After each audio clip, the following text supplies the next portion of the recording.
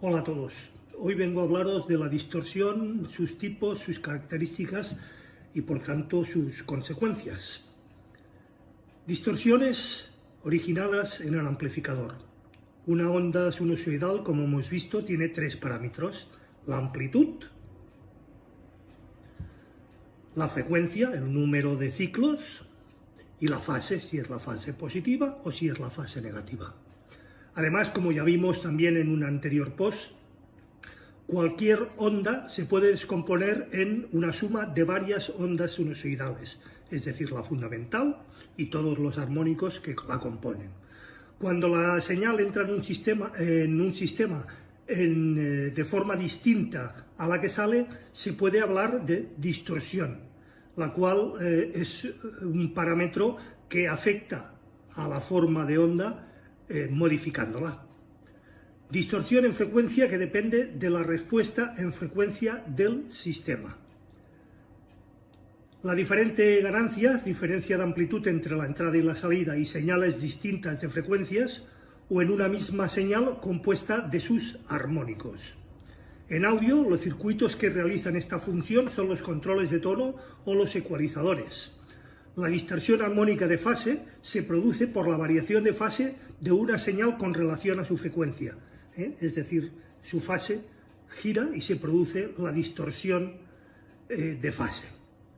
Esto hace que unos armónicos salgan con diferente fase que otros. Evidentemente, si se desfasa la forma de onda, unos armónicos salen fuera de fase con respecto a los otros. El oído humano no es demasiado sensible a la fase, gracias a Dios.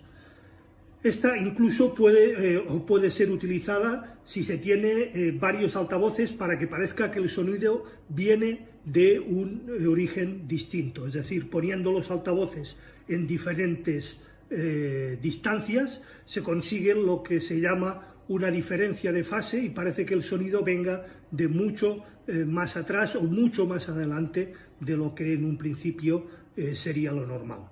Distorsión no lineal o distorsión armónica. Este es el tipo de distorsión de la que se habla normalmente. La distorsión no lineal o la distorsión armónica. Se debe a la no linealidad en la respuesta de los componentes de un sistema o equipo. Este tipo de distorsión se produce si la entrada sinusoidal y la salida aparecen armónicos o que si en la entrada está compuesta por varias frecuencias y aparecen subarmónicos, forzados, no naturales. Distorsión por intermodulación. Sucede cuando en presencia de dos o más tonos sinusoidales en la entrada se obtiene a la salida los tonos originales más otros tonos que resultan de la suma y las diferencias de estas frecuencias, es decir, los armónicos pares y los armónicos impares. Este efecto ocurre cuando las señales originales están en diferente parte de la curva de la transferencia del elemento amplificador, generalmente por ser de diferentes amplitudes, es decir, una tiene una amplitud y la otra tiene otra amplitud, y una se desfasa en cuanto a la otra y entonces se genera la distorsión por intermodulación. Espero me sigáis y ser lo suficientemente explícito. El tono cae en una parte lineal y en el otro la parte no lineal de la curva de transferencia, es decir, como hay una diferencia de fase, en una cae linealmente, pero en la otra hay lo que decíamos, ese aplanamiento o esos picos que veíamos en anteriores posts. Este defecto es aprovechado por los receptores superheteroidinos, los receptores de broadcast, de radio, en los que se sintoniza la frecuencia por diferencia entre la señal de radio sintonizada y el oscilador local. Para esto existen varios métodos de medida. Uno de ellos que cumple con la norma SMPTE estándar RP 120 de 1994. Esta usa dos tonos, uno de 70 ciclos y otro de 6 kilociclos, con una relación de amplitud de 4:1.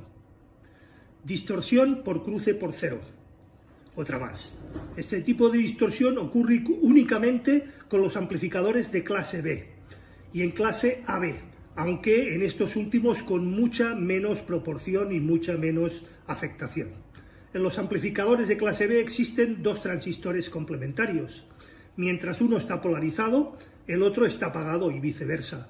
Cuando la onda de la señal cruza por cero, es decir, cuando el ciclo positivo está en el punto cero y empieza el cruce negativo, existe un tiempo en cuanto que ninguno de los dos transistores está polarizado y ahí se produce una distorsión por pase por cero, es decir, la curva debería ser continua, deja de ser continua y se produce esta distorsión.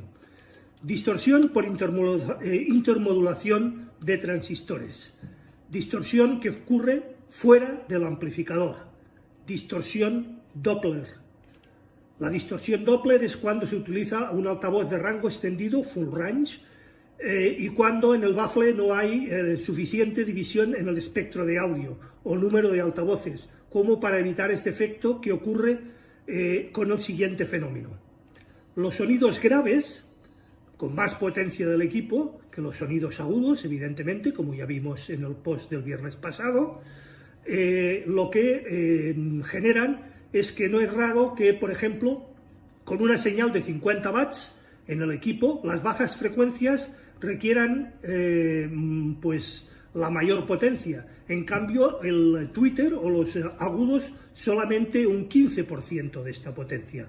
El cono del altavoz que reproducirá la nota más baja actúa como un pistón y se desplaza considerablemente hacia adelante y hacia atrás. Esto creo que todos lo tenemos claro. Si simultáneamente se reproduce en el mismo bafle y con el mismo altavoz una nota bastante más aguda, será una parte menor del cono la que vibre y por lo tanto la oscilación mecánica será mucho menor. Al estar la señal más aguda montada, es decir, un solo altavoz montada sobre el mismo pistón que se desplaza hacia adelante y hacia atrás, hará que se reproduzca con un efecto Doppler el tono más agudo. El tono se elevará en cuanto el cono se acerque y se reducirá en cuanto el cono se aleje del oyente, evidentemente. Hablaré al respecto en un próximo post sobre los altavoces de Open Baffle o altavoces dipolo sobre estos efectos y efectos parecidos en cuanto a la distorsión por efecto Doppler. Distorsión por fase en el recinto. Los sonidos agudos viajan, como hemos visto, más rápido que los sonidos graves en el medio, que es el aire. Si los distintos altavoces están todos en un mismo plano, reciben las señales graves y agudas en fase, al oyente le llegará mucho más pronto, evidentemente, el sonido agudo que el grave. Frecuencia mínima de la habitación. Muy importante este punto.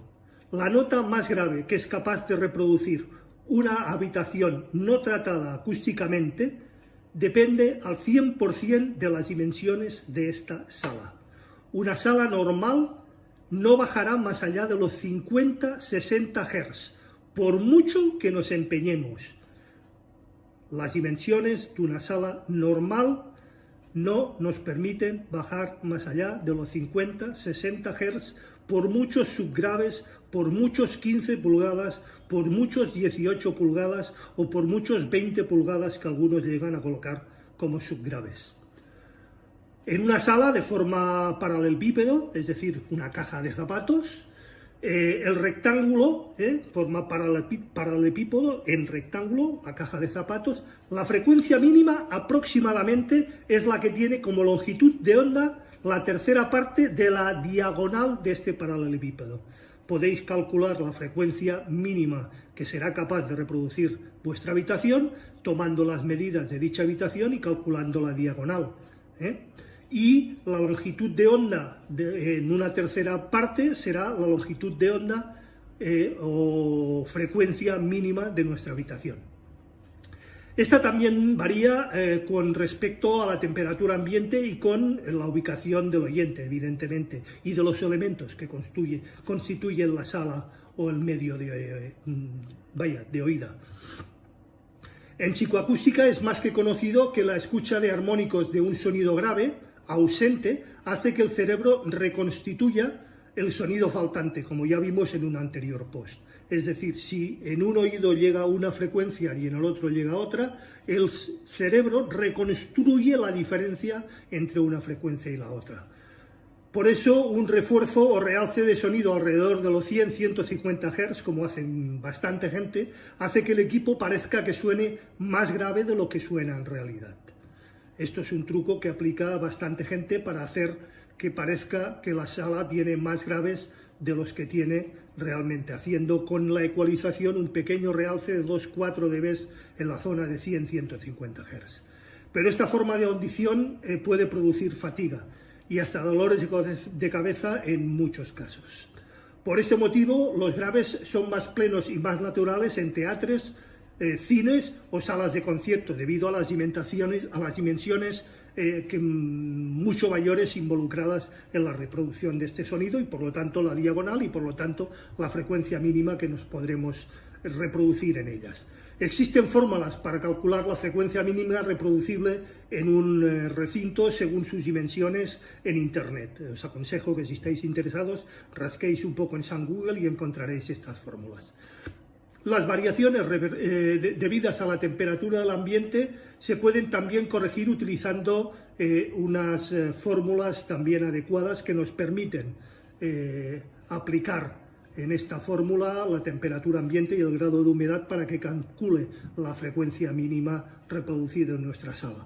Por suerte, actualmente podemos disponer de instrumentos electrónicos llamados DSP, que nos pueden ayudar con todo esto, como ya vimos también en mi anterior post. Compensaciones de distorsiones. La compensación de las distorsiones se realiza mediante técnicas de realimentación. Distorsión debida a la realimentación. Todo amplificador que tiene un tiempo de tránsito es el que en el tiempo tarda en salir la señal respecto a la entrada en el preamplificador.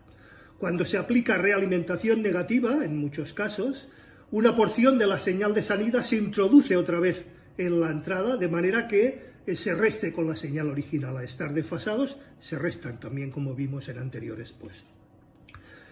Con los amplificadores de tránsito instantáneo, este efecto no existe. Siempre hay una demora y la señal que se resta no coincide con la que está entrando.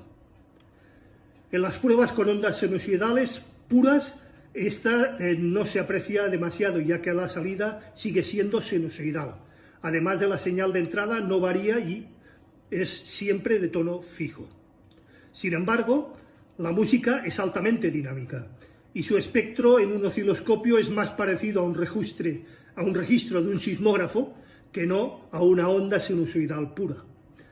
En los casos en los que la señal tiene mucha complejidad y transientes abruptos, un retraso apreciable redunda en muchísima más distorsión. Es decir, si por retroalimentación la forma de la señal es muy compleja, se producirán más desfases y por lo tanto más distorsión.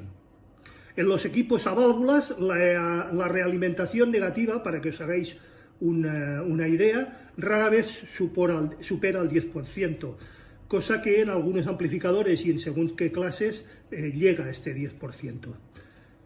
Estos son la respuesta mucho más rápida que los transistores, ya que estos no dependen de la circulación de corriente. Por esta razón es por la que muchos amplificadores valvulares suenan mejor, con una distorsión armónica total del 0,1%, que equipos a transistores con distorsiones armónicas totales mucho más inferiores. Ejemplo del 0,05 en lugar del 0,1, pero sonará mejor un equipo a válvulas debido a que su retroalimentación es muy inferior. A no tener transformador de salida, los de estado sólido pueden soportar mayores retroalimentaciones que los valvulares. Con señales de pruebas sinusoidales no se aprecia el fenómeno, pero con otro tipo de señales, como por ejemplo una onda cuadrada en amplitud con una onda sinusoidal, se observará, si lo utilizamos y lo visualizamos en un osciloscopio, como que una parte de esa onda queda borrada por la sobremodulación y los sobreimpulsos. Mayores niveles de realimentación negativa y retraso considerable hacen que las frecuencias de sonido sean más apreciables, especialmente en la música clásica o con instrumentos de cuerda, es decir, la distorsión se notará mucho más en este tipo de música que en música rock, con incluso distorsiones ya generadas en la propia música, evidentemente. Es posible lograr alguna mejora si los transistores de la etapa de salida tienen mayor respuesta en frecuencias que los transistores amplificadores del previo, y también usando fuentes de alimentación separadas para las etapas del previo y las de potencia, o utilizando evidentemente pre y etapas separadas. Esto siempre será mucho mejor y tendremos muchísima menos distorsión. Con la utilización de fuentes diferentes se elimina la realimentación positiva que se usa para que compense el amplificador el recorte por disimetría o bootstrapping. Esta distorsión, que aparece con más intensidad en los amplificadores de estado sólido, los de transistores, es debida al pobre ancho de banda del enlace abierto en la mayoría de equipos, cuya responsabilidad mayor recae en los transistores de salida. Es decir, los transistores de salida tienen un ancho de banda relativamente estrecho y por lo tanto se aumenta esta distorsión debido a la retroalimentación. Se suele llamar distorsión por intermodulación transitoria o TRIM, Transient Intermodulation Distortion, o también distorsión por slave rate. En algunos catálogos o en algunos folletos encontraréis mencionada esta distorsión como distorsión TIM o distorsión por slave rate. Y esto es todo por hoy. Espero haber aportado un granito más en el conocimiento de las distorsiones en nuestros equipos, en nuestros altavoces, en nuestros amplificadores, en nuestras etapas, en nuestros pres. Como siempre, quedo abierto y espero comentarios que serán debidamente y puntualmente respondidos. Recordad, si os ha gustado, le dais al like, por favor, compartid el post, suscribiros si no lo estáis ya y acordaros de darle a la campanilla gris para que YouTube os mantenga al día de cualquier novedad en el canal. Muchísimas gracias y nos vemos como siempre el próximo viernes a las 8 estrenamos. Hasta entonces, saludos y buena semana.